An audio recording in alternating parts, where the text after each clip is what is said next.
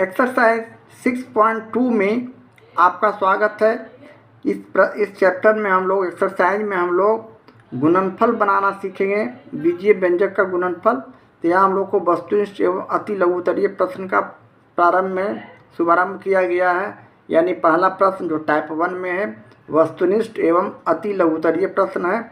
तो पहला प्रश्न और दूसरे प्रश्न इस तरह वस्तुनिष्ठ प्रश्न को हमने कॉपी करते हुए इसे हम आंसर शीट पर लिखने का कोशिश किए हैं, इसका सॉल्यूशन लाने का कोशिश किए हैं।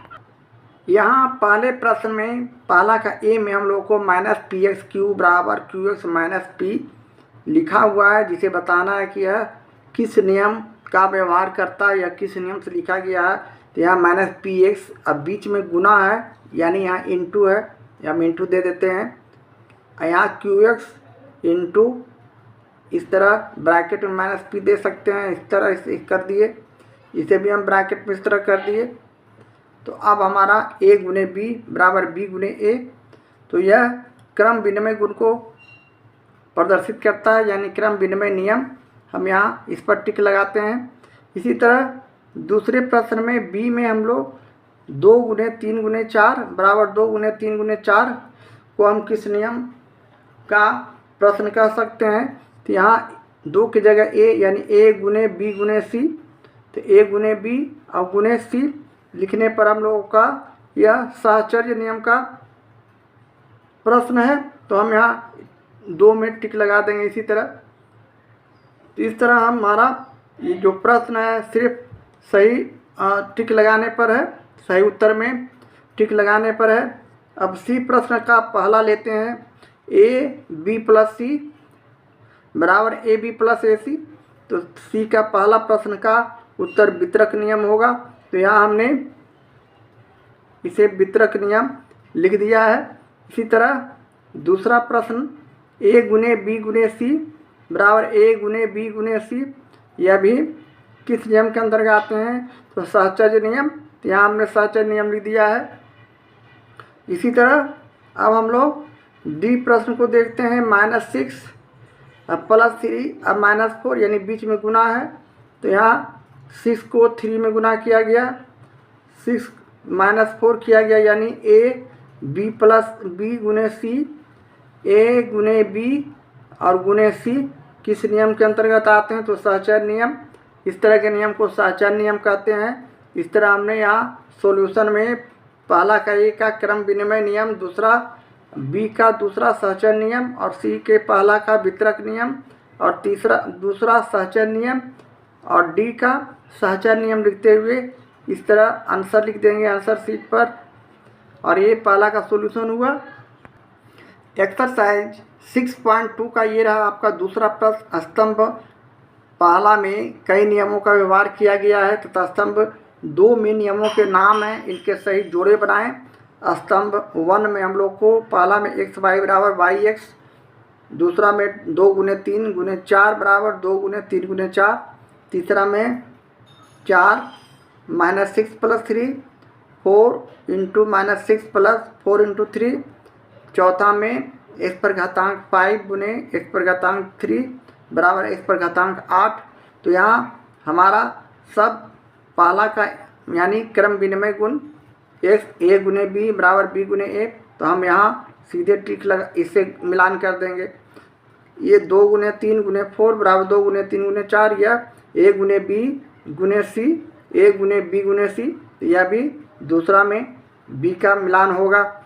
इसी तरह 4 -6 जोड़ 3 बराबर यानी a b प्लस c बराबर a गुने b प्लस a गुने c। तो यहाँ हम सहचर्य नियम 7 7 सहचर्य नियम। अब यहाँ घातांक वाला है संख्या x पर घातांक 5 x पर घातांक 3 बराबर x पर घातांक 8, तो ये घातांक का प्रश्न। तो यहाँ d में हम मिलान कर देंगे और इस तरह हमको मिलान करने के बाद सही जोड़ा इसी तरह लगेंगे, यानी सामना सामने इसका आ रहा है। इस तरह दूसरे प्रश्न का सॉल्यूशन करेंगे। एक्सरसाइज 6.2 का ये रहा आपका तीसरा प्रश्न, जिसमें से हम लोग को ए में निम्नलिखित का चिन्ह बताएं, यानी चिन्ह बताना है। तो हमारा इसमें कौन कौन सा चिन्ह होगा सो बताना है। तो पहले प्रश्न के अनुसार हम समझेंगे, यदि सम संख्या हो जैसे यहाँ 3 विषम संख्या है, घातांक देखना है तो घातांक यदि इवन नंबर हो यानी विषम संख्या हो तो वहाँ हम ऋणात्मक रखेंगे, और अगर सम संख्या हो यानी ओड नंबर मतलब सम संख्या हो तो हम इसे, इवन नंबर हो तो हम इसे धनात्मक कहेंगे। इसलिए धनात्मक और ऋणात्मक का यहाँ खेल है। यदि धनात्मक रहने के लिए हमारा सम संख्या रहना जरूरी है, इवन नंबर रहना जरूरी है, और ऋणात्मक रहने के लिए हमें विषम संख्या यानी ओड नंबर रहना जरूरी है। तो यहाँ 3 देखिए हमारा विषम संख्या है तो हम यहाँ सीधे ऋणात्मक लिख देंगे। हल में हम लोग ऋणात्मक लिख देंगे। इसी तरह यहाँ 102 है तो यहाँ सम संख्या है, इवन नंबर है तो इसे हम धनात्मक लिखेंगे, सिर्फ चिन्ह लिखना है हमें अभी यहाँ पर। इसी तरह -x पर घातांक 8 है जो कि सम संख्या है। 8 2 से कटने वाले संख्या को सम संख्या कहते हैं, तो यहाँ भी धनात्मक हो जाएंगे। इसी तरह चौथे प्रश्न में 6 पर घातांक 4 है तो यह भी धनात्मक। उसी तरह -3 को गुना करेंगे -2 से यानी दो संख्या ऋणात्मक है तो ये सम है, तो सम रखने पर हम यहाँ -2 है तो सम संख्या है तो हम यहाँ धनात्मक लिखेंगे। इसे धनात्मक ऋणात्मक सिर्फ लिख देने से हमारा सॉल्यूशन हो जाता है। छठे प्रश्न में यहाँ चिन्ह देखना है, -3 -2 अब -5 यानी -3 है तो हम यहाँ विषम संख्या देख रहे हैं और प्लस एक ही हुआ है तो यहाँ हम ऋणात्मक संख्या लिखेंगे। विषम संख्या रहने पर हम लोग ऋणात्मक लिखते हैं तो यहाँ ऋणात्मक लिख देंगे।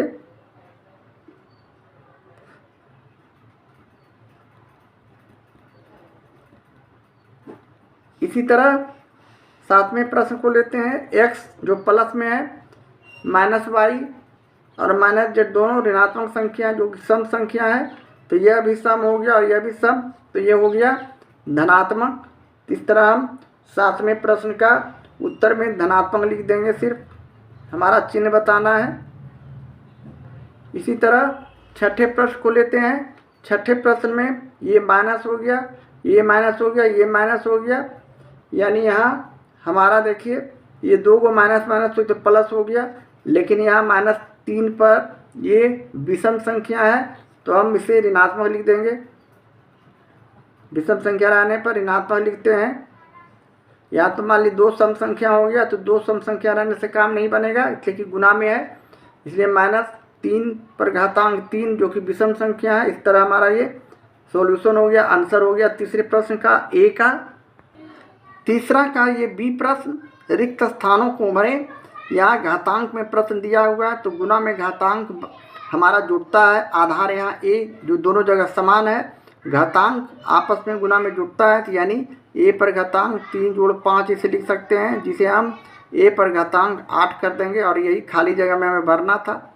इसी तरह दूसरे प्रश्न में उसी नियम के अनुसार आधार यहाँ x दोनों जगह है और घातांक 5 और -3 है, तो यहाँ पर हम x पर घातांक 5 प्लस -3 करेंगे, यानी हमारा x पर घातांक 5 -3 हो जाएंगे। ब्रैकेट हटाने के बाद अब यहाँ हम x पर घातांक 5 में से 3 गया 2, यानी ये हमारा भरना था, यानी x² इसका आंसर हो गया। इसका a पर घातांक 8 आंसर हो गया, इसका x पर घातांक 2 आंसर हो गया। इसी तरह तीसरा प्रश्न लेते हैं। आधार यहाँ -5 दोनों में है और घातांक 4 और 6 है, तो यहाँ में हम -5 पर घातांक 4 प्लस 6 कर देंगे, यानी -5 पर घातांक 10 हमारा आंसर हो जाएगा। 6 4 10 और ये खाली जगह में भरना था। इसी तरह चौथे प्रश्न को लेते हैं। आधार y दोनों जगह है, यानी घातांक जोड़ देते हैं गुना में। हमारा नियम है 3/2 जोड़ -3/4। इसे हम आगे बढ़ाते हैं कैलकुलेशन, तो y पर घातांक 2 और 4 का लघुत्तम 4 होंगे। 2 का पहाड़ा 2 में पड़े तो 4, 3 दूनी 6 और प्लस हट जाएंगे, माइनस हो जाएंगे और यहाँ 4 में से 4 भाग किए तो 1 को 3 से गुना किए 3, यानी 6 में से 3 गया तो 2, तो y पर घातांक 2/4 और इसे काट दिए तो 1/2, यानी y पर घातांक 1/2 जो हमारा आएगा, ये खाली जगह में इसे भर देंगे। तो हम यहाँ इसी तरह करेंगे, 6 में से 3 गया तो सॉरी यहाँ 3 होगा, है ना, यहाँ थोड़ा सा गलती हो गया, 6 में से 3 गया तो 3/4 हो गया। तो अब हम इसे y पर घातांक 3/4 लिखेंगे, है ना, यहाँ 3/4 है, यही आंसर आ जा रहा था। हटाइए यहाँ 3/4 और ये हमको खाली जगह में भरना था। इस तरह हमारा y पर घातांक 3/4 तीसरा का आंसर हो गया, चौथा का। एक्सरसाइज 6.2 का ये रहा प्रश्न 4, निम्नलिखित एक पदी युग्मों का गुणनफल ज्ञात कीजिए। जहां हम लोग 1 2 3 4 5 प्रश्नों का एक पदी व्यंजक का गुणनफल बनाना सीखेंगे। तो चलें चौथे प्रश्न का बारी बारी से हम सॉल्यूशन करते हैं, गुणनफल निकालते हैं।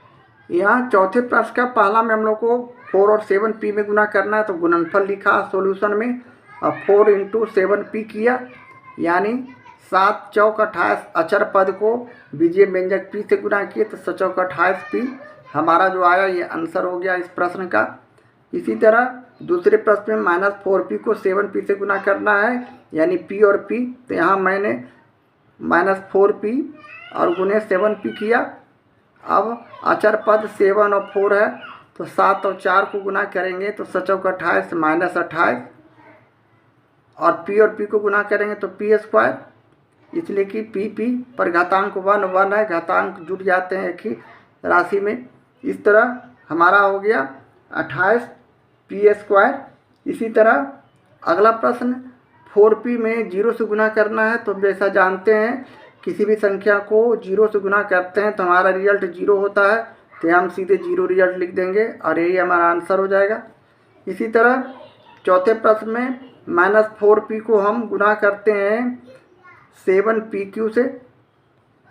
अब यहाँ हम लोग -4 और 7 को गुना करते हैं 7 चौक 28 -28, और p और p को गुना किए तो p², q एक संख्या बच जाता है और ये हमारा आंसर हो जाता है।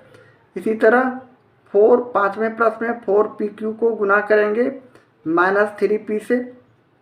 यहाँ हम अचर पद 4 और गुने -3 किया, और pq को गुना करेंगे p से। इस तरह हम लिख सकते हैं इसे। अब यहाँ से 4 × 12 -12, pq को pq से गुना करेंगे तो p⁻6।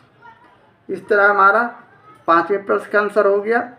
इस तरह हम छोटे छोटे गुणनफल एक पदी व्यंजक का इस तरह सीधे गुना करके निकाल सकते हैं। यहाँ थोड़ा सा क्लियर है, यहाँ सिर्फ p है, यहाँ -3p था, तो pq में हमने p से गुना करेंगे तो हमारा घातांक 1 होगा, तो यहाँ 4 हो जाएंगे। इस तरह हमारा 5वें का सॉल्यूशन होगा।